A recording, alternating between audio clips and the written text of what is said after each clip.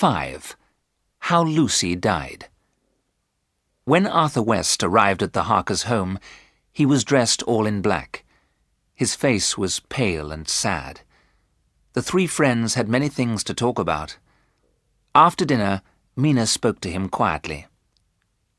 "Arthur, dear, Lucy's death has been a great shock to us both. Can you tell us how she died?" "I returned from Amsterdam about a week after you left Hythe," Arthur replied. "By that time Lucy was very ill. Her face was pale, and she was very thin. I examined her, but I could not find anything wrong."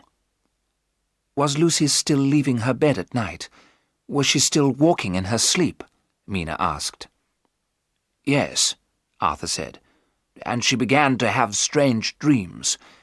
She saw red eyes and golden dust moving in the air." "Golden dust," Jonathan repeated slowly. "Is the Count at work already? Go on, Arthur.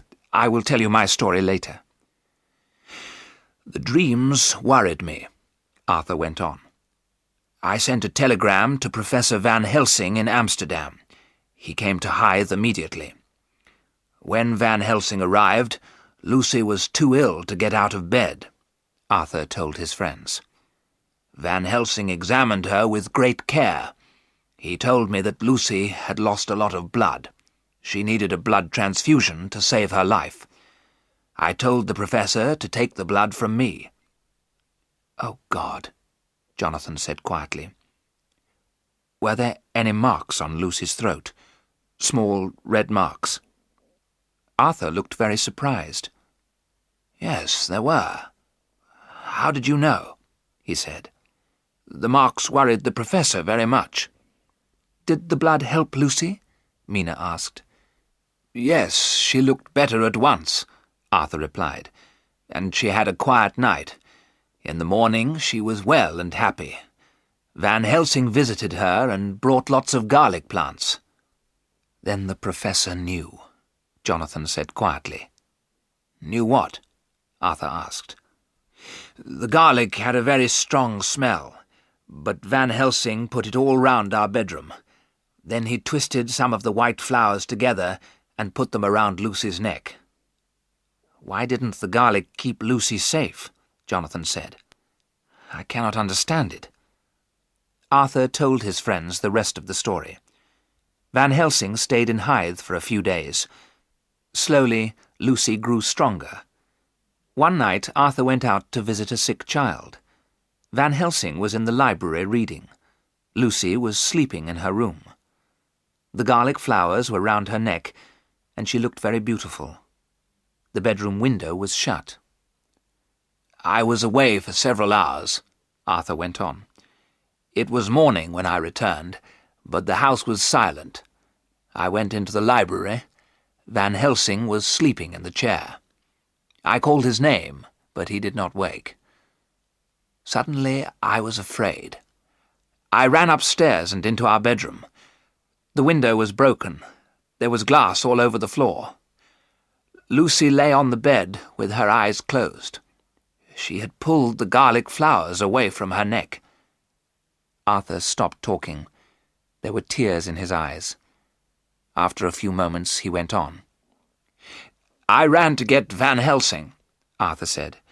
"I called his name many times before he woke. Then he hurried with me to Lucy's bedroom. When Van Helsing saw Lucy, he told me she was dying. The marks on her throat had gone. Van Helsing said we must wake Lucy immediately. She must not die in her sleep. At that moment, Lucy opened her eyes. She looked at me and smiled. Then she spoke to me. Her voice was slow and strange. She told me a man had come to the window. He had called her again and again. She had opened the window and asked the man to come in. Lucy took hold of my hand. Her fingers were as cold as ice. Lucy asked me to kiss her. But as I leant over, Van Helsing pulled me away. Then Lucy's face became angry. Her eyes were cruel. She was ugly. Arthur covered his face with his hands. "It was terrible," he said. "She did not look like Lucy at all." "Poor Lucy," Mina said, and she held Arthur's hand.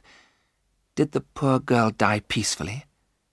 "Yes, thank God," Arthur replied. "When she opened her eyes, she was beautiful again. But Van Helsing would not let me kiss her lips, so I kissed her hand and her long black hair. Then she died. Dear Lucy is at peace now." "Is she at peace?" Jonathan said slowly. "Has the professor gone back to Amsterdam?" "Yes, he has," Arthur replied. "But he said he would return if anything happened to Lucy. I did not understand him. Lucy is dead."